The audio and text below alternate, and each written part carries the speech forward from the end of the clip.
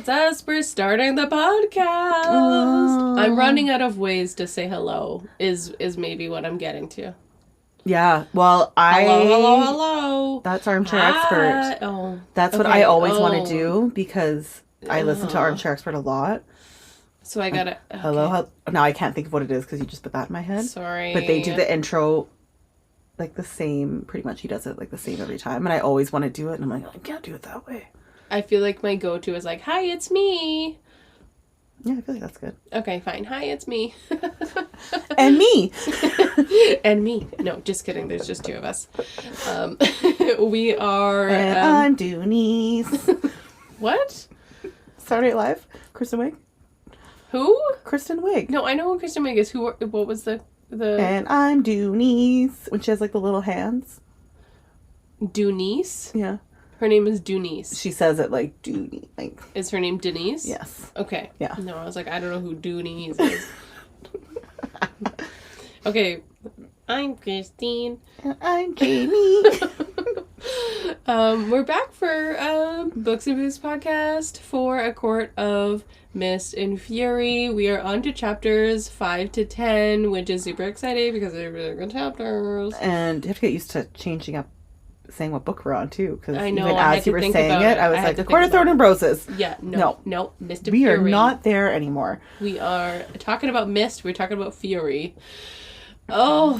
That's what I'm going to name. I'm going to get 2 dogs one day and name them Mist and Fury. Well, don't steal that idea. Nobody. I'm or gonna babies. I'm going to guess someone's already done it. Probably. 100%. I wanted to ask you because we started this podcast with the intention to be spoiler free. Mm-hmm. So we talked about that in our initial podcast, probably like the first 2 episodes. Yeah. Talking about how we wanted to talk about these book chapters and not wanting to spoil it for people who are still reading it. So if they wanted to listen along while they're reading it, or if they just didn't want to read the books and there's some just randomly want to listen to a... So that was the intention. Yes. Right. But then it got more complicated for me because we are trying to be more active on social media. So yes, because Instagram. We want people to listen. I mean, we also just love doing it. Yeah, I mean, it doesn't matter, right? We're just doing this for fun. It's cool if like people want to listen along. That's pretty neat, right? That's like a cherry on top. Yes, but also share with your friends. But because we've been more active on Instagram, we've been trying to do TikTok, but of it is so hard. Yes, it's a lot. It's a lot to do everything. So we're more active on Instagram, but because we've been active on Instagram and Bookstagram and Fantasy Bookstagram, what I'm finding difficulty with is not being spoilery. Yeah. See, then I was also thinking about that because there was some stuff I wanted to share, and I'm like, it's happening as we're reading the books. Oh, it's so hard not to share. So I was like, we could share this because this is where we're at for the books. But then I was like, oh, can we? No. See, I think we can.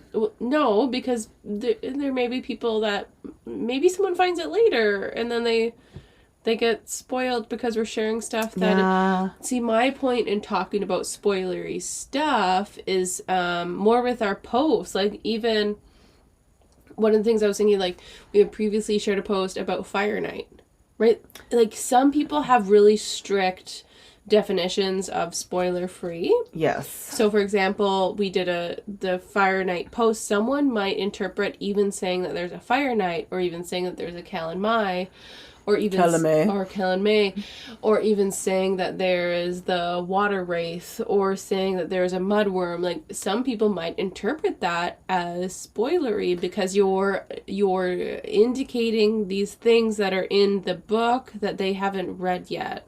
Yes, but then the other part of me is like, I just want to have fun on Bookstagram and share shit.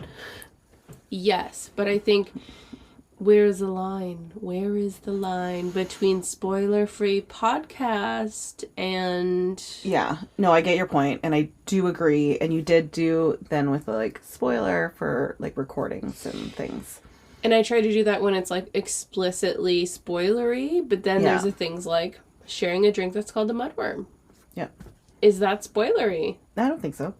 Okay. Well, that's an opinion, though. That's my point. Like, some people might think that is. Like, sharing any sort of details is technically a spoiler.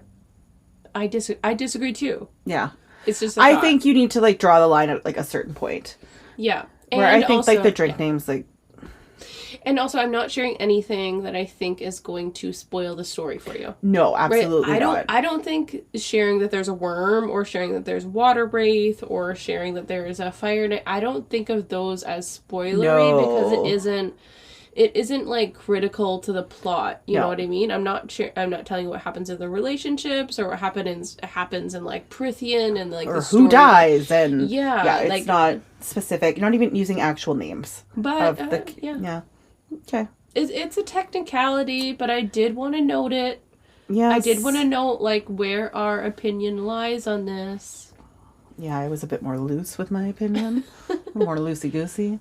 Loosey-goosey. Yeah. That is where we're at.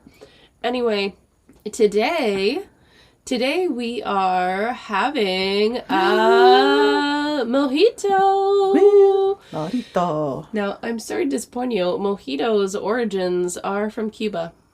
And why would that disappoint me? Because we don't have Cuban ingredients. Oh. So it is not going to be authentic as it could be, but we did our best. Oh, what are the? I'm curious. Well, apparently there's like Cuban mint. Ooh, it's probably really good too. Right? Yeah, I imagine there's like a Cuban rum too. Oh, for sure. So look, we're doing a Canadian. What's the Canadian accent? Canadian? No, I don't know, but how we talk. Canadian. Just we'll figure it out. Speak in your normal voice. That's Canadian. Mojito, eh? That's pretty good. It's a mojito, eh? Just call it that. Or let's call it Lucy Moosey. I like it. Anyway, eh? Oh, it's a mojito. We're Canadian. It's a mojito, eh? It has white rum. It has, and you know what? Look. Ooh. I'm not totally down with the cocktail making in terms of like knowing like the different ways that you make it, but I did do the muddling. Yes. Right? I muddled the mint. I muddled it with sugar and lime wedges. Yeah. And you got to use my muddler, which was used for the 3rd time in 7 years. Yeah. So I was very excited when you texted me about that. Yes. I was like, I was going to get rid of it. I knew I was keeping it for a reason. We put a bunch of ice in there. We did club soda, and there you go. And hopefully it's good. And it is in honor of the water wraith that we're going to talk about today, because we're like, you know, they live in the swamp and they have the reeds and they have the lily pads and it looks like somewhere they would like to swim around in, just looking at it. I think so. I think my gal, the water wraith, would love this. I agree. Okay, let's try it. Cheers. I swallowed a leaf. Same. Take another sip though. Okay. Stir it. Yeah. Okay, it's way better when you stir it. Yeah. Okay, I like it. I was really hesitant to do this. It matched the story, but I don't like mint usually. I love mint. I'm a big mint fan. Have you had a mojito before? Yes. Okay. This is gonna seem like I'm an asshole, but I went to Morocco at some point in my life. You did? You got me some presents there. And there's mint everywhere. Oh. At least in my traveling experience there. I was there for a week. And everywhere you go, there's like, you know, you go there and they give you mint tea. That's just like like an invitation, or not an invitation, like when you go into any place, like a store or like a home or like that sounds amazing. Like everywhere you get mint tea, but I got so turned off of mint that I like had a mint aversion for years. Just because you had it so much? Because I had it so much, and then for some reason, even when I traveled on, like, from Morocco into, like, other places around, I had a mojito, and I had so much mint on that trip that it turned me off for a good 10 years, I think. Okay, that's fair. Anyway. I never went on a Europe vacation, so... And it's in Africa. Well, no, I meant you went on, like, a European vacation. Okay. But my point is, I am turned on by the mint now, and I don't know what you call it. Privileged asshole problem. Yes, yeah, that's a great. I don't like mint. Oh my god. Oh, because of my travels. Oh, my poor European vacation. Made me sick of it. Anyway, I really like this. What do you think? Yes, I love it. I haven't had a mojito in a very long time, but I love it. It's like just refreshing. Oh, I like it. I don't really know what else to say besides I really like classic. it. It's a classic for a reason, clearly. Okay. I'm just going to have another sip of it because I like it so much. Okay, what's your rating? What did I rate the last one? You gave it a 7.5. Oh, an 8. I'm going to give it an 8. Oh, you like it better. Do I? I almost want to... Oh, it's so... Rating is hard. I know. No, I think no, they're I can't. I agree with you. They're neck and neck. They're really close. I either want to give it an 8 or a 7. I'm going to give it an 8.5. Okay. I gave your previous one an 8.8. I'm going to give it a 7. Now that it's like settling more with me, I think I like the other one like a smidge better. Mm-hmm. God, rating is so hard. Look, you can always change your mind when we get to the final episode, by the way. That's true. 7.4. Okay. Oh my gosh. I don't know. Or an 8. Who knows? Okay. Let's just do this.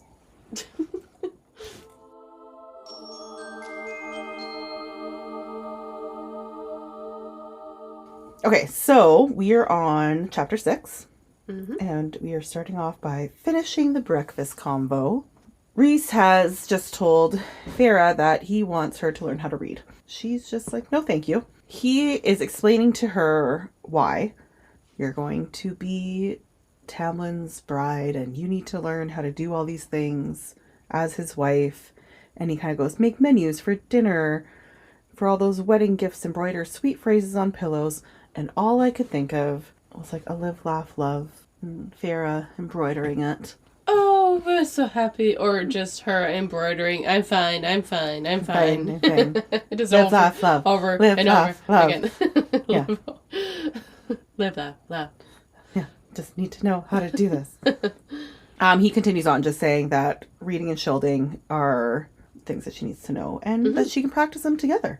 No, and she says, yeah, those are important things, but why do you feel like you're the person to teach me? Yes. I don't want to learn from you. To be fair, it does sound terrifying to have him be the one teaching you those things. Well, she obviously doesn't fully trust him, right? No. But we do see her strength coming out again in this moment. She bends the fork that she's holding. Oh, yes. And Rhys is like, maybe you have some more power than you really think, And we think back to when she threw the shoe at his head. And he was like, interesting. He's noticing that she's really powerful. And, he says, maybe you got some powers from the High Lords because they gave you their seed. Yes. In a way, it was seed is a weird. It was like a little seed of magic. It's a little nugget. Which does sound weird. I like nugget. So maybe you might have some powers that came from that. Because really, who else has been given life from all 7 High Lords? Who's been resurrected by all the High Lords. Yeah. So it wouldn't be out of crazy to think that she might have a bit extra going on in that new Fae body of hers. She doesn't want to learn with him, but he's like, "Are you doing this out of spite?" And he's like, "I thought we moved past this." We had those conversations under the mountain, especially that last conversation. He seems confused. Yeah, because she did really open up to him at that last conversation under the mountain. Yeah, did that not happen? Feyre's like, don't get me started on what you did to me under the mountain. And so Rhys went still as I'd ever seen him, as still as a death knell beckoning in those eyes. Then his chest began to move faster and faster across the pillars towering behind him. I could have sworn the shadow of Great Wings spread. So he's fucking pissed. He's pissed, right? That statement, wait, those moments that we had that I showed you remember that chapter title, Rhys Vulnerable? Yes. Right? I showed you those things, and I showed you that I was trying to help you, and then, what the fuck? And even made a kind of a point of saying, I don't show anyone my wings. Right. Like, just really vulnerable moments. Yeah, so I kind of get, like, he's like, what? Like, we're just back to... But again, because it's a special moment, or not a special moment, but like but because it's a special moment, of course, someone interrupts. Obviously. So we get to meet Mor for the first time. This is really important. Feyre thinks that we know that when she met Rhys, she thought he's the most beautiful man I've ever seen. She said that she was his female equivalent. Yes. So she's kind of cute. So she's pretty beautiful. Yeah. I just want to say she just makes such an entrance. Oh, love her. Right? Love like, her. I feel like she's just like a breath of fresh air coming in there. She is. I just want to be her best friend and her lover and her mother and her sister and her cousin and her baby. Yes. Doesn't everybody? That's what we all want. And her teacher and her boss and her bus driver. Oh. Spicing it up with the bus driver. Anything. Give me anything. Yeah. So we learned that he says, meet my cousin. Is it Morgan or Morgan? He says both. Oh, no. How do you like to say it? Morgan? I say Morgan, but I say Morgan. Oh, we're going to be wrong on this. I say Morgan. Yeah. Morgan. No, I feel like I've heard people say it, but I say Morgan. It's more. Morgan. It's more, so we don't have to worry about it. Okay. Well. So yes, he says, meet my cousin. And I just love the sign. And then he's like, Mor, meet the lovely, charming, and open-minded Feyre. Just gives her a jab. Right. Love it. Yeah. Still with those which I feel like she also gives back to him a lot. Kind of like little side comments, which we don't give her enough highlight of that. If it was one-sided, it would be bullying. It's also very true. I just feel like he just kind of has better ones sometimes. He's better at it. He's better at masking than her. She is like in a darker place where she's not as great as like masking it, where he does a better version of it, which is not necessarily like fantastic mental health evidence, but it's just he's better at it because he had to do it for 50 years. That's fair. So Mor's kind of like, heard so much about you. You look like you were getting under Rhys's skin. Good thing I came along, though I enjoy seeing Rhys's balls nailed to the wall. I was like, what? You're just gonna come in? That's how you're gonna speak in front of a high lord? Like, she just does. You can just like see the comfort level. Well, and then right away. And then Feyre says it's nice to meet you, and Mor says liar. Yes, right?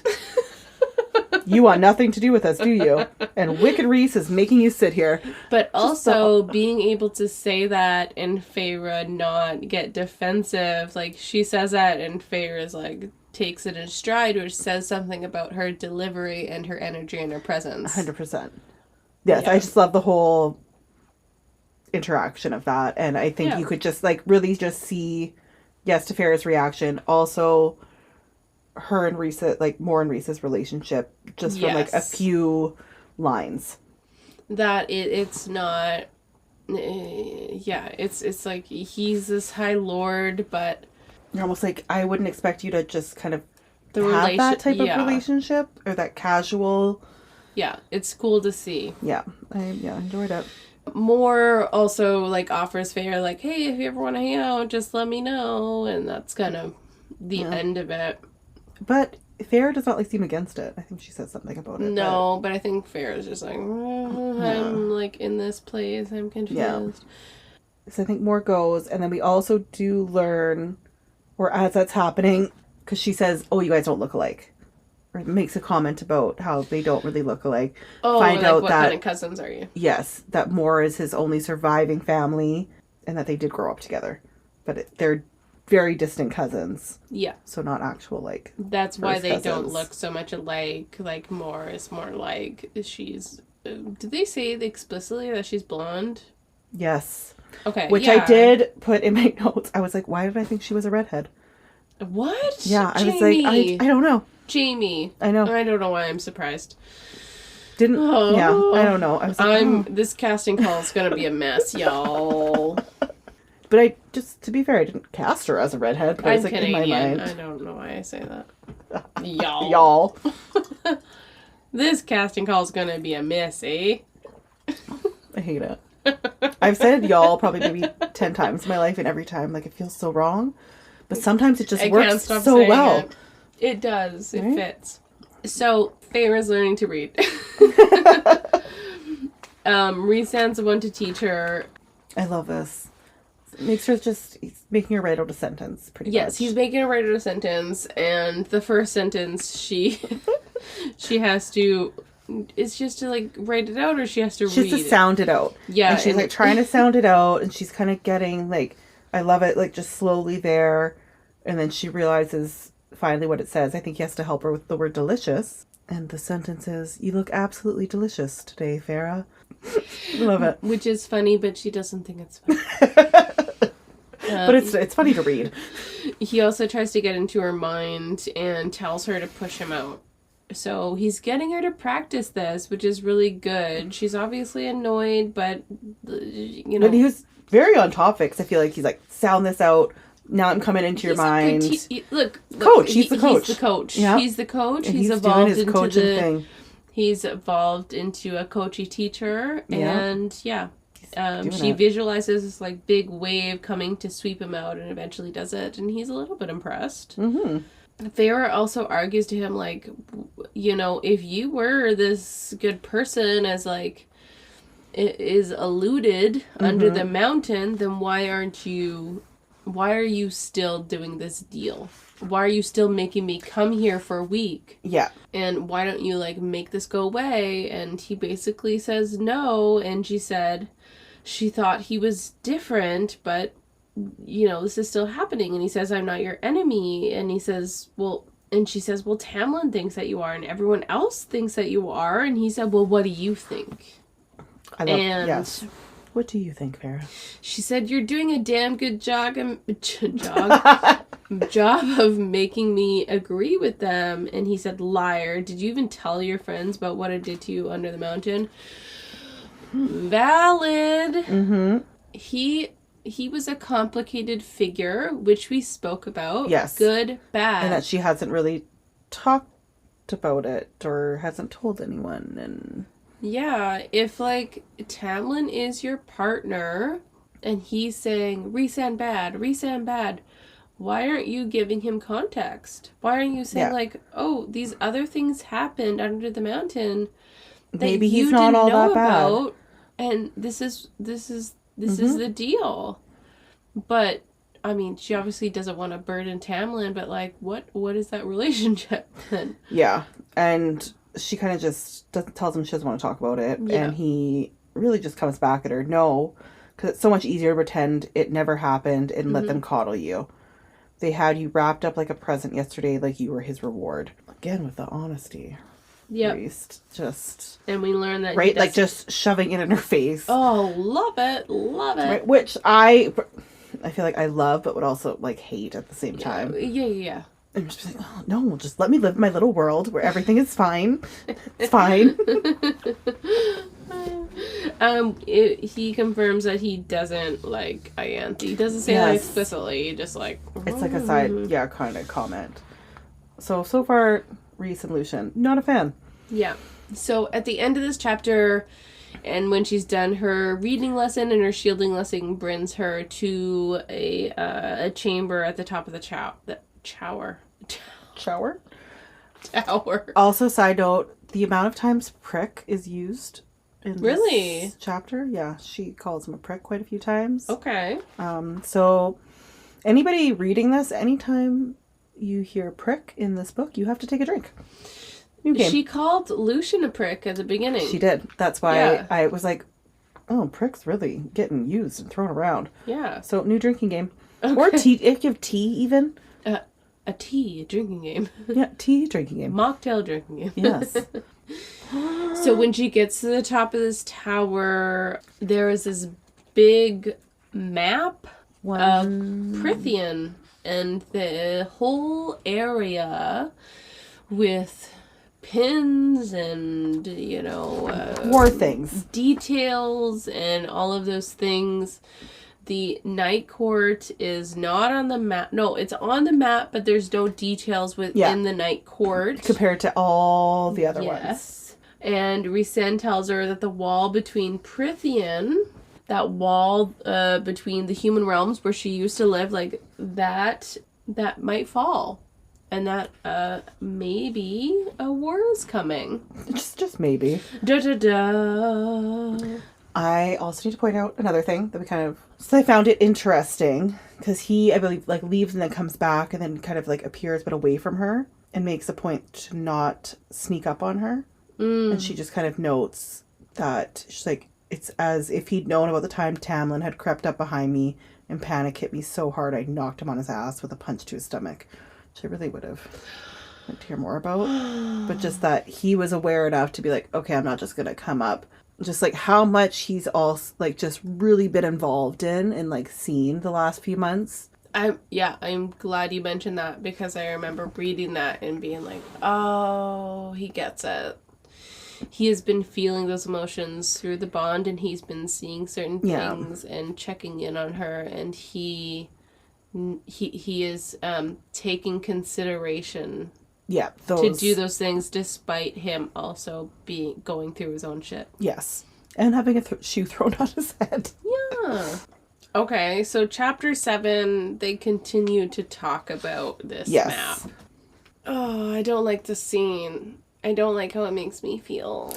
Yeah, there's a lot of, I feel like the last couple chapters that I've had that feeling where I'm just like, I'm uncomfortable. She realizes that there might be a war on, like, the human lands, and she says, don't invade, please. And he says, you truly think I'm a monster even after everything? And she says, please, and just blah, right blah, away, blah. just and panic. He said, I'm not going to invade the mortal lands, he said too quietly.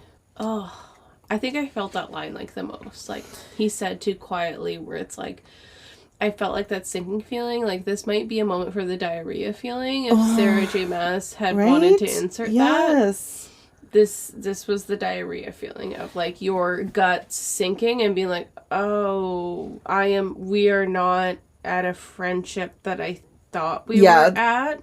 I thought we had gotten past this where you, like, thought I was okay. Or we at least were at, like, a 50% or something like that. You understood a little bit more about me. You think that I'm this evil monster still. That is what I'm dealing with right now. It is like, oh my god, devastation. Yeah. Devastation. I hate it. Yeah, I don't like it at all. And then, he says something like, do you think that it would end with Amarantha? Like, that was it. Like, there's more to this story, and I want you in on this. That the King of Hybern has been planning this, that this is bigger than just what happened with Under the Mountain. Yeah, that was just a small part of everything that was happening. They're immortal. Those 100 years that... They were the 49 years that they were under the mountain.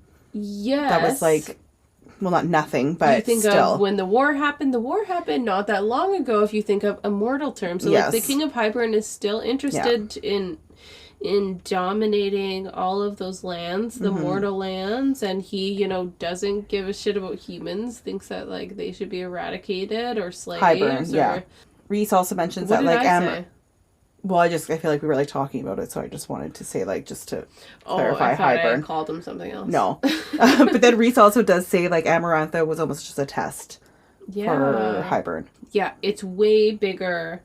And she learns that, she asks some questions, and Rhys, he fought in the last war. Tamlin had mentioned that he also fought in the last war, but he was a little bit younger. Yes. And that Rhys had fought on the side of the humans, just like his father had. And he's warning her because Tamlin has ties with the King of Hybern, right? That's who his father was friends with. So he's saying, like, he needs to know if Tamlin is on their side. Yeah. And he's not saying that he's not. He's just saying, like, we need to know that. Yes, which we do know, I feel like, from from ACOTAR, the things that Tamlin said was that he didn't agree with it. But even then, Rhys, like, continuing on, it is, like, clear when he starts talking about when he was young in the war, but my father had sent aid to the Mortal Fairy Alliance. So Rhys and his family were with the mortals. It also sounds like the war was horrible. Yeah, and I think it's important to note, like, he's recognizing that Tamlin is not his father. He's giving him, like, some... Yes. Even if they don't like each other, he is acknowledging, like, I need to know if Tamlin's on my side. He's not assuming that he's his father, so there is some... Yeah, and he kind of knows, obviously, Tamlin and him don't have the best relationship, and he can't... Yes. Just be like, hey, Tam, yes. What's up? Want to discuss some war stuff? Exactly. He's also acknowledging that Feyre has some powers. Yes. That maybe she doesn't want to recognize. No.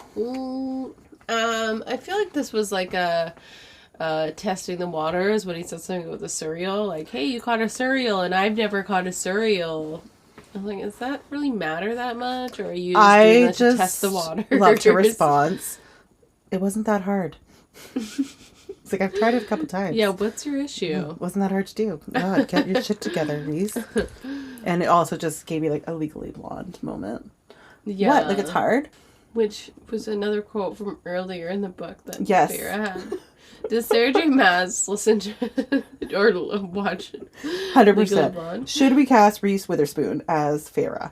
Oh, I thought you were going to say Reese. No. But kind of, yeah, so anyways, mentions that, but says, needs her hunting skills. And that she's showing signs. Oh, this is really cool. So when a High Lord becomes a High Lord, or there's like multiple siblings, you look for signs that they are the most powerful, because it isn't like who's just in line, like who is the oldest. Which we kind of learned with like Lucien and Tamlin explaining like their relationship with their brothers. So it's not just that, but he's saying you are showing such strength and such power that's kind of like when like a High Lord comes into power, right? And he said like she could hold her own as a High Lady. And she says there isn't any, because we just had that scene where Tamlin says that doesn't exist. Yeah. But he's like, that's like another conversation.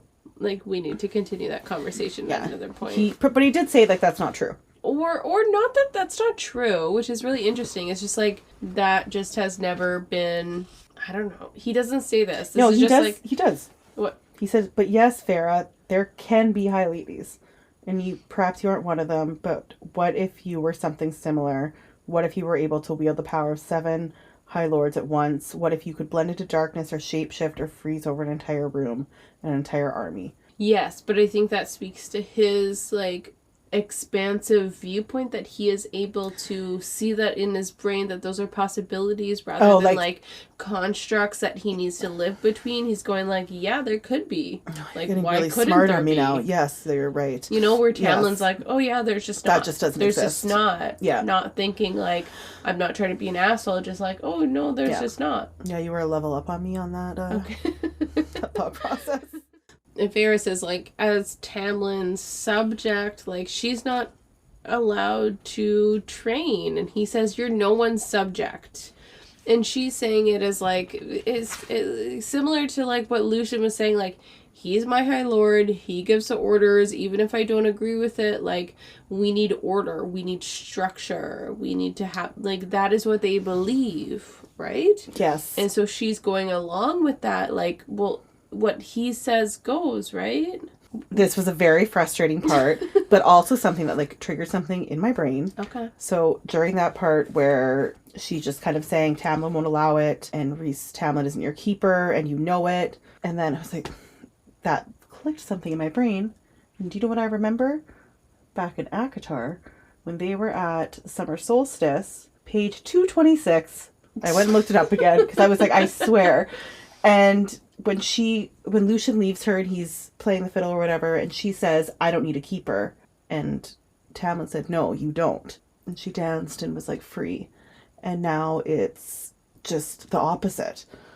And it just... Oh. Do you know what I mean? Like, but he is being her keeper. And Rhys is saying to her, like, you don't need one. And she's like, but he's my High Lord. She's now going against something that she was so adamant about 6 months ago or whatever.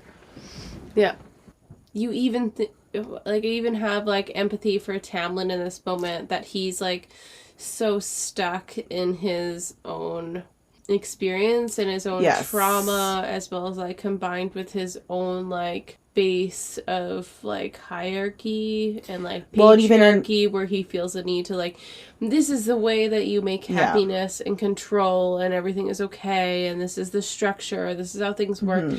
And so he's going back to that, although that we've seen moments of like Tamlin feeling helpless and like him and Feyre coming together in those moments where they both were helpless and like experience being free. Yes. Right? It's almost like just they have those small moments. In both of them, from him saying, no, you don't need to keep her, and her being like, no, I don't.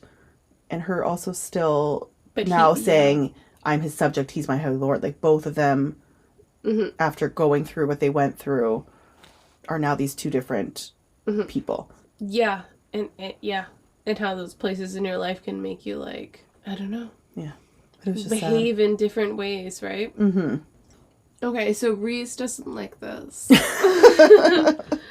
He says, I'll say this once and only once. You can be a pawn, be someone's reward, and spend the rest of your immortal life bowing and scraping and pretending you're less than him, than Ianthe, than any of us. If you want to pick that road, then fine, a shame, but it's your choice. But I know you more than you realize. I think, and I don't believe for one damn minute that you're remotely fine with being a pretty trophy for someone who sat on his ass for nearly 50 years and then sat on his ass while you were shredded apart. Stop it. Whoa. Right? And he keeps going. Keep going. You want to save the mortal realm, become someone Prythian listens to, become a weapon. And he basically tells her, think it over, even with Tamlin and Ianthe, and just, you know, but ultimately it is your decision. And you have family across the wall. You have power. Like, don't let them overpower you and think that you don't have a voice. Yeah. Coach is back in the game. He is a coach. He's a hype man. The week goes on. He leaves, and she continues to put up her shields. Well, practicing putting up her shields, doing more homework. There are more funny lines like, Rhysand is the handsome High Lord, delightful, blah, blah, blah. We also notice, or she realizes that she has not been waking up, puking her guts out like she has been. So there is like just a little bit of a change where she's not getting sick and the nightmares aren't so bad. Yeah, this like environment of being in the open air and this open environment that is, I mean, we mentioned like more calming and the cool air and just that bathtub.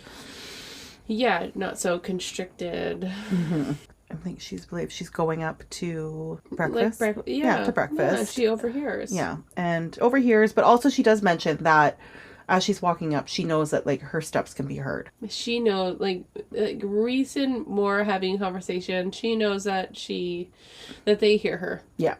So they are talking about this attack that happened at a temple in. This is our pronunciation issue. It could be Caesir or Cesir. Caesir. Caesar. Okay. I like Caesar. Just gonna throw it out there. It was a temple with priestesses, so similar to like Ianthe. How Ianthe is, a high priestess. So a bunch of priestesses were slaughtered at this temple. They don't know who did it. And Rhys asks like what Asriel thinks. Who's Asriel? Right? What's his new name? And Mor says he and Cassian are angry and that maybe it is rogue Illyrians that are trying to win the territory. Like, that's one of the ideas that they're throwing out there. Mor leaves to deal with that. But Feyre knows, okay, you wanted me to overhear this. I'm smarter now. I know what you're doing. You want me to work with you. So you want me to know, like, all of the stuff that is happening. And which she does ask him all the questions, and he answers. Yeah, which is different. This is different than what she's used to. Yeah, to actually, That Rhys is trying to bring her in the know, but she's not totally trustful. No. Right? Like, can I trust you that this is, like, you bringing me in because you value my knowledge, or are you going to trick me? Yeah. But even she also just asks about, like, winnowing, and he gives her a whole, like, description of what it is. Yeah, winnowing. That's probably something she could do. And he's not, like, hiding it from her. Yeah. So Rhys has done this in front of her and took her along, where he goes from one place to another, like, disappears, is able to go, like, when she went there and she had to hold on and it was scary and... Yeah, where he brought her from the spring court to the night court in, like, a second. Mm-hmm. But she's also ready to just go back. Move along. Oh, before that, though, she asked what Illyrian means. Oh, right. Is it Illyrian or Illyrian? Is that a difference? I don't know. I'm just going to keep... I'm not even going to try. Yeah. Okay, in my head, I say Illyrian. I say Illyrian. Illyrian? Okay, well, whatever we say. That's how it is. She's like, what does that mean? Illyrian, he says, are a warrior race within his lands, and that some supported Amarantha, and that he's been hunting the ones that did down since. Right.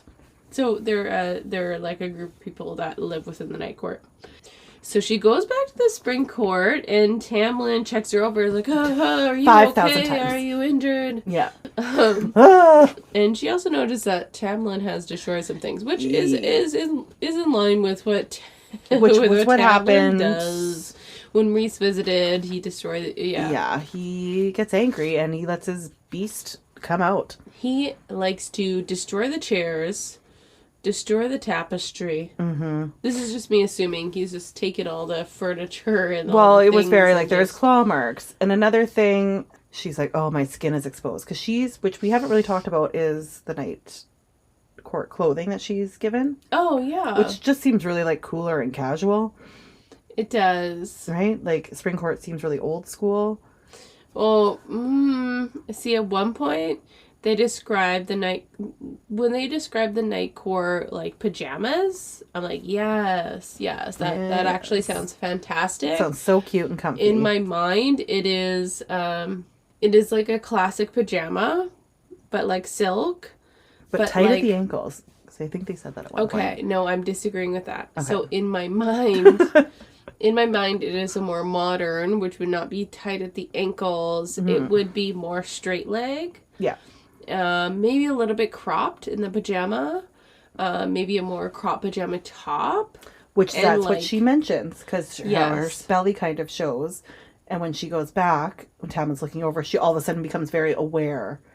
But there is a description of, like, the day wear, which is similar to the pajama wear that she had. And when they described it in, like, the sheer sleeves, I was like, is this Princess Jasmine? Oh my god, yes. And I was like, no, that is... or is it?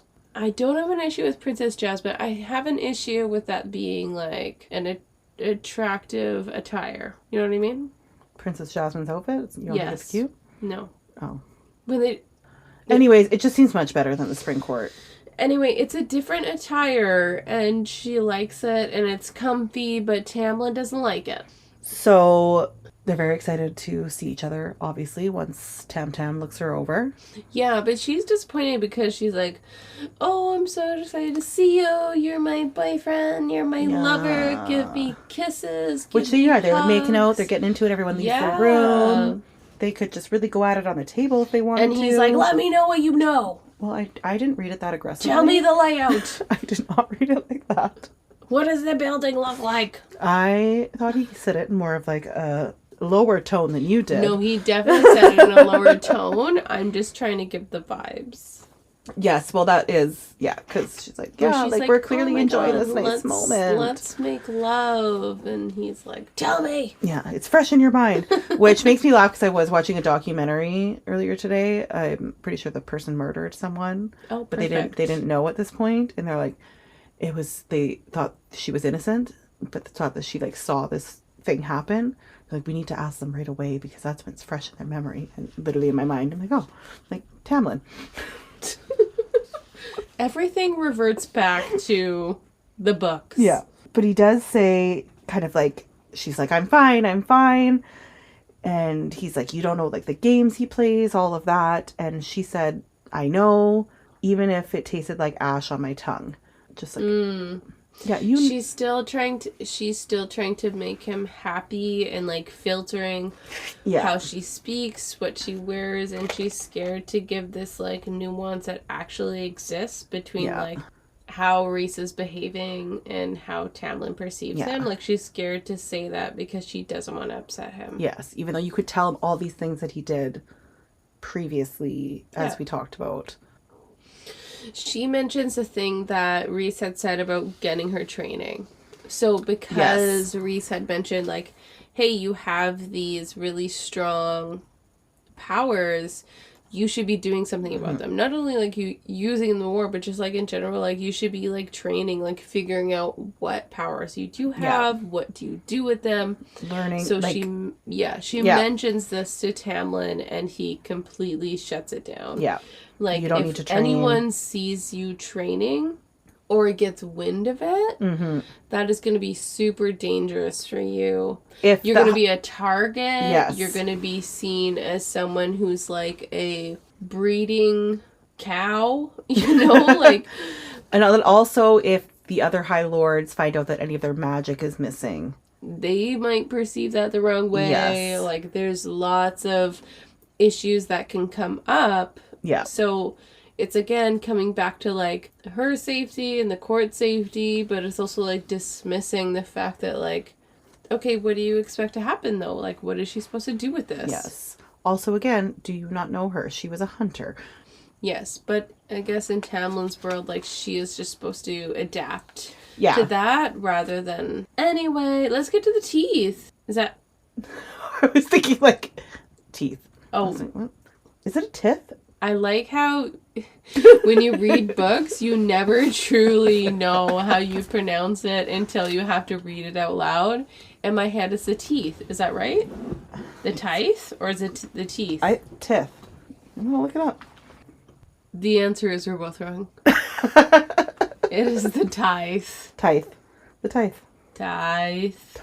Well, he's British. The Spring Court tithe arrives. Yes. So everyone in the court lines up and they go into Tamlin's throne room, which he doesn't want to call it a throne room. Because that's too throwback to Amarantha. Yeah, so... Can I say something really quick about the last chapter? Lucien does try and say, maybe we can do it in secret. I just wanted to shout out to Lucien about the training. Kind of says, like... Does he say that? Yeah. It's like, oh, like, maybe we can just kind of do it in secret. Tamlin shuts it down. And also just Tamlin says there's going to be no war. Oh, okay. No, that's an important point. Yeah. Tamlin's in denial. Okay, so the tithe. The tithe. Yeah, this is where everyone that lives there lines up, gives them their stuff. It is tax. I don't like it. The winter and the summer. I guess I'm kind of confused. Like, what's the difference? Like, when we're talking about taxes, like, okay, that taxes is a normal thing, right? There's people that are in charge of the area that you live in that are doing things to keep everyone safe or providing services or whatever it is. So that's like a normal thing. And so I always wonder, like, what is the bad thing about this tithe?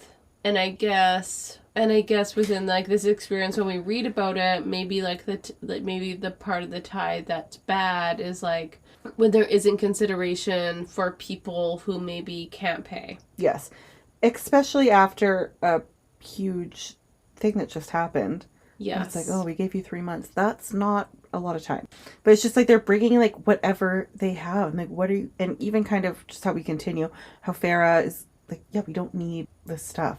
They're like bringing like, here's eggs. It's literally anything. Okay, but I'm like drowning in jewels. Yeah, you don't need any of this stuff. You're giving me everything I could ever want. I have all the painting supplies that you were giving me, jewelry, you're giving me gowns. Dresses and like, why are we taking these really basic things from people? Oh, so I think the response from Tamlin is, yeah, but if we make exceptions, then other people are going to be like, hey, what the heck? So it's like, I need to keep the same rules across the board or else other people are going to want to have handouts, which is like a classic Birdie. It's not, I was going to say poverty stance. People who are like anti-welfare stands, I guess, who are like, if you get a handout, you'll just be greedy. Yes.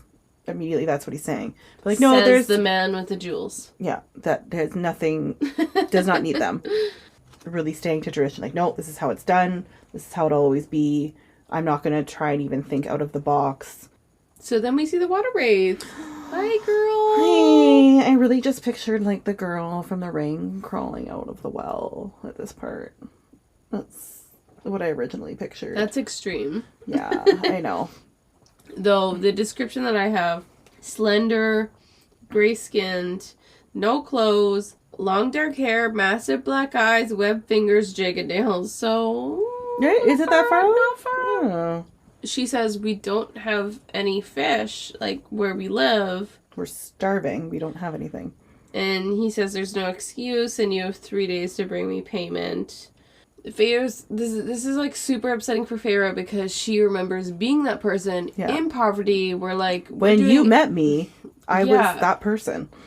Turning someone away because there isn't fish in their lake and, like, we're drowning in jewels is, like, for her to stand up there and just sit there and agree with it. Yeah. While surrounded by all that. Yeah. It gave me a yucky feeling. I didn't like it. Yeah, and he says this has been the way that we've done it in his family for generations, and if we back down, it'll look weak. And so she ignores him. That's right, she does. And she needs some air. Yes.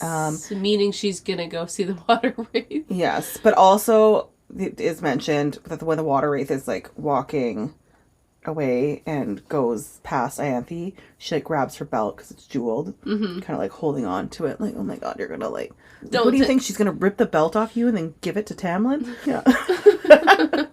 Oh god. So yes, Feyre follows, and she brings her. No, she goes to her and she offers her stuff. Yeah, and just kind of like, what do you need? How much do you need? Yep. But the water wraith is like, what am I giving you a return? Like thinking, obviously, like, Faye, what's the bargain? Yeah, what do you need? And she's like, there's nothing I want in return. And she just basically take it. Like, she rips the jewels off her body and it's just like, take it. Mm-hmm. And the wraith walks back in. Yeah. So anyway, at dinner that night, it's super awkward. Super comfy. It's really awkward. Lucien is weird. Lucien's like waiting for Tamlin to lose it, I feel like. He's just probably like, oh. And I don't feel like he's mad at Feyre necessarily for what she did. He's more mad that, like, hey, you did this thing that is going to upset Tamlin, which that all sounds fucked up too. Yeah. And I think Lucien's also just, Feyre left, and then Lucien's been there when he was destroying the house. Like, Lucien was also under the mountain. He was the one being thrown into the trials. Like, he's also been through some shit, and he's trying to hold himself together probably, and then also Tamlin at the same time. Yeah. At dinner, it's kind of like a standoff because Tamlin doesn't, not that he doesn't understand, but he's just like his priorities are elsewhere. Yes. And so Feyre's like wanting to remind him of the experiences that she had being starving. And he kind of also says, like, when you behave like that, which I didn't like. And I also just remarked, like, Ianthe influence with a question mark. I really think she's kind of in his ear. Kind of pushing those, like, tradition things, like how you need to look, because I really don't think he knows what he's doing. Plus, he's going through his own shit. So I feel like that's a very big influence.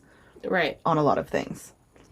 I guess, like, Feyre is, like, countering him on stuff. Like, she says, like, you still have no idea what it is like for me to be on the verge of starvation for months at a time.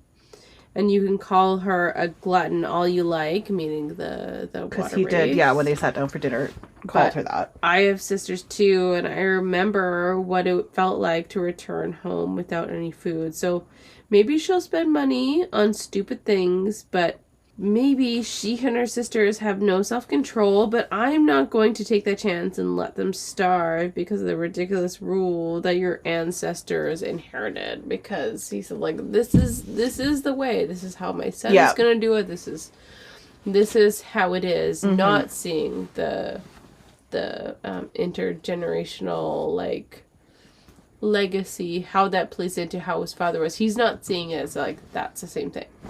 No, which is really like, especially how he felt about the human slave thing. Yeah. I'm almost like, Tamlin, you can be better. But good, Feyre, you stood up for yourself. But as I think Lucian's pushing back a bit. Yeah. Also on it and kind of trying to help Feyre out. And then all of a sudden her view almost switches, where she can like see her view of the room, but also from a different view. She gets to go into Lucian's head, which, lucky girl. Oh, I wish. As I was like, I don't get it. I'm like, what's happening?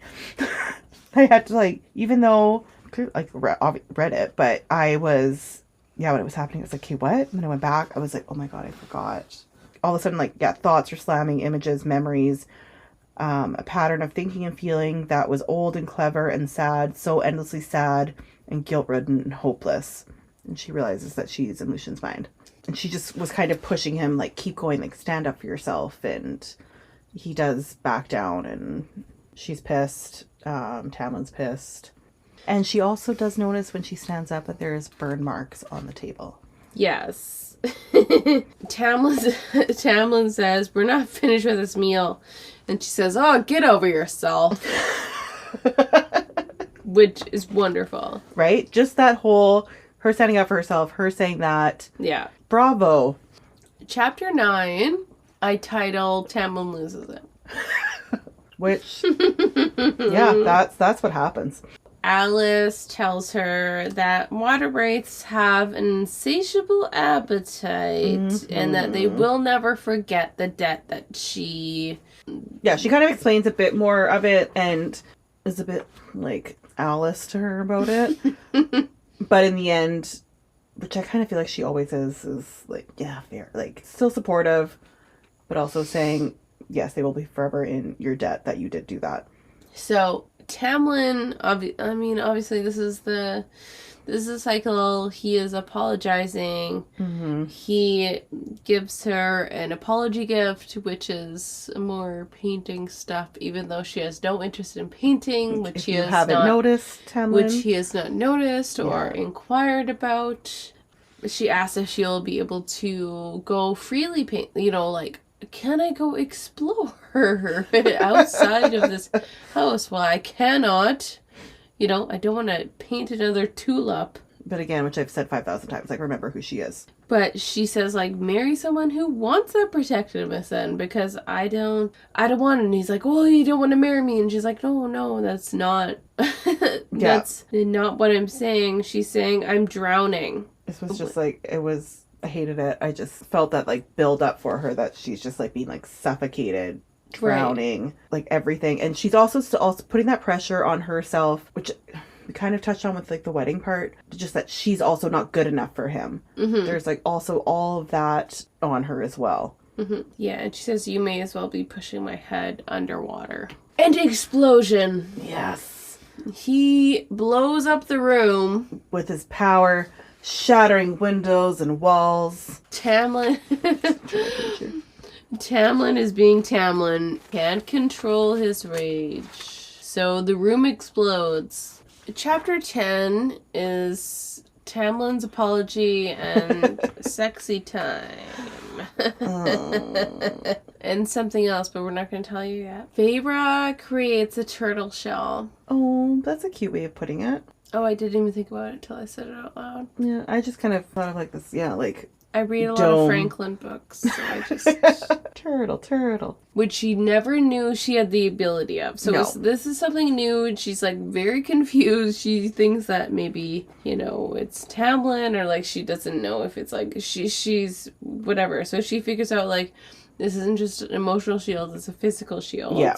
Tamlin tries to get into the shield, but he can't. Yeah. So eventually when he does, and basically she lets him in, he says... And she, like, realizes, oh, it's me. Like, yeah, it's me. Yeah. He says, I couldn't save you before, I couldn't protect you from them, and when you said that about drowning you, am I any better than they were? And he said, I'll try to be better. Please give me more time. Let me get through this, please. I mean, I feel like I have so much empathy for Tamlin in that. When he says that, especially with him realizing, like, I'm no better than what everyone did to you. Like, that is a devastating...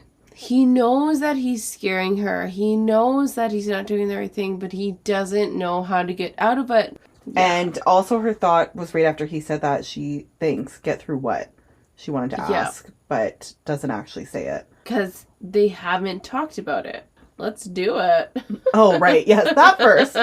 Let's just have sex. It's fine. It's remember, fine. like, we love each other. Let's take our clothes off and everything is fine. Yeah. So basically, Tamlin still needs to attend to his lands, and she's still trying to figure out, like, what's my place within this manor, and she figures how to occupy her days, but it's still, like, mundane, and then eventually... And the guards, she has less guards. There's less guards, Tamlin's trying to ease up, but then one morning, Rhys shows up. Okay, he shows up.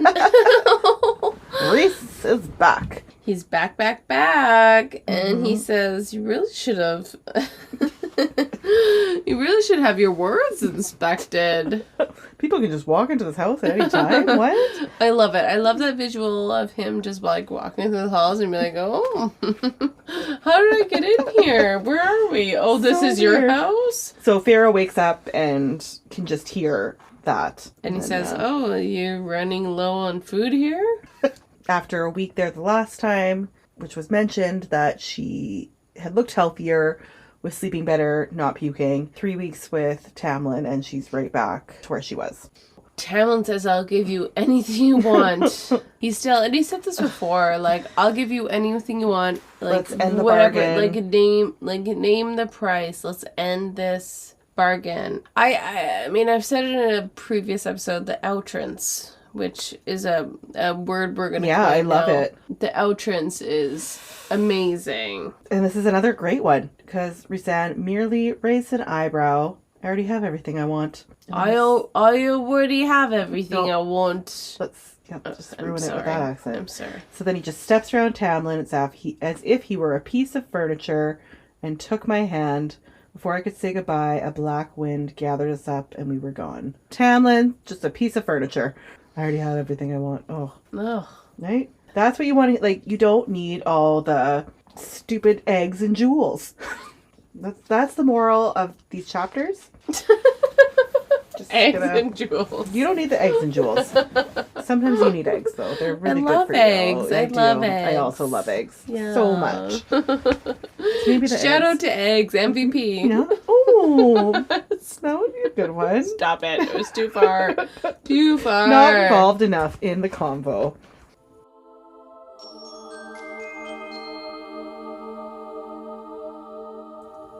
Casting call, casting call, casting call.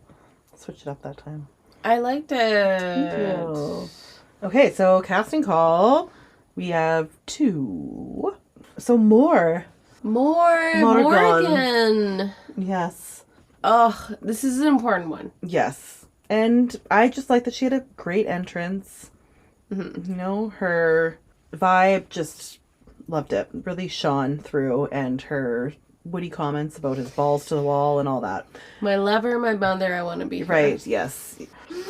So who is your more? Okay, so... Oh my god, I'm so scared. Again. I'm so scared by your judgments. 2 of them. As I recently told you, for some reason I thought she was a redhead. I don't know why. No, stop it. But then this was that one that came to me recently, and she is a redhead. But my original reading was Margot Robbie. No? You hate it? I don't hate it. Oh. No. So that was originally, like, the whole time who I normally have and would think of. But then I was like, what about Madeline Petch? Petch? I don't know how to say her last name. So she is Cheryl in Riverdale. Oh, yeah. Right? Yeah. Like, I feel like she would do a good job at that. Like, she could be blonde. If she was a blonde. Yeah. She could be blonde. If she was a blonde, I don't even feel like she needs to be blonde. I just like her for it. I think that's a good choice. Okay. For sure. Margot Robbie, no? No, I think I think Margot Robbie for sure. I think it's weird, like, when we think of us in terms of story, and then we think of us in terms of, like, cinema, TV. Margot Robbie is like an it. Yeah. Like to put her as more, but also like I never considered her as. So no, I see your point. No. Well, it's gonna be like an all-star cast, so yeah, no, but more as a character for sure is like a beautiful blonde woman who has like is really quick-witted, super like warm and kind. Yes, and I just feel like has that automatic like charming, yeah, personality where people love them. Yep. Yeah, that's okay. So this was the person that I thought of initially and I think this is important. Like this is the person that I thought of as I was reading the books. Yes, okay. Was Brienne Howie. Oh, I think I've seen her as that. I feel like she kind of looks like Margot Robbie also. Like they have similar like the big I agree. Smile, like yeah. Okay. I don't know who she is though. What's that show called? Ginny and Georgia? Yeah, I didn't watch it. Yeah. Okay. So this is my second choice, which is Hunter King. Do you know who I'm talking about? Yeah, I know who she is. This Joey King's sister. Yeah. I've seen her and stuff. No, I don't think she could pull it off. She just doesn't. She doesn't have the same. Just not how I personally picture Moore. I just couldn't. I mean, she probably could. Moore is like, I don't know, like Moore is like a certain type of energy. Yes. Like you really, like she's beautiful but yeah. Okay, no. I'm going to keep my Brienne Howie then. Yeah. I've never seen it or anything, so I can't really have too much of an opinion on it. But yeah. What else do we have? The Water Wraith. Okay, you go. Oh my god. Jenna Ortega. Oh. Right? I think she would be good at it. Okay. And she's just a really good actress that I feel like could just play something like that. And like, because they're also like, they're fae. So I think they're like all so like weirdly beautiful at the same time, even though they are this water wraith. You know what I mean? I feel like that's the hard part about casting the water wraith is like, we don't know what they'd look like because they're going to be of a different a very specific skin color. There's also and all that and everything. And very big eyes. And they're going to be Avatar-like. Yeah, but I think she would be good at that. I'm just going to agree with you because I don't have an opinion on the girl from The Ring. Okay. Never know what's we didn't do her MVP. Oh, yes. Oh, my God. Okay, MVP. Oh, shit. That Water Wraith. Jenna Ortega. I mean, did she do anything to or did Feyre do it? Yes, that's true. But, you know, sometimes you just come across the right people in your life and, yeah, Water Wraith. Okay. Because, you know what? She could have got those jewels and done whatever she wanted with them. So who knows? Maybe True. True. Could have just, like, Tamlin didn't know exactly what was given to her. And you know she has the extras, so she could have thrown a big party that night. I wouldn't have blamed her for that. No. I'm gonna give it to Moore. She did the bare minimum, but I'm gonna give it to her because when two people were having a conversation that you know was uncomfortable, and then you were the person that was like, "Hey guys, it's me." I'm here. She navigated it with confidence and grace that and was also honest. Honest but kind. Yeah. Not maybe kind but warm. Mm-hmm. And she did it. Yep. You know what? I'll say I always hesitate to say Feyre because my original person was Feyre. Oh yeah, that makes sense. I do also try not to give it to her because it's like she's always the MVP. Yeah, constant MVP. So she really has to do something good to get MVP again. We're gonna give it to other people. Yeah, so I'm gonna give it to Moore. Yeah, that's a good one. I agree. Okay, bye. Bye.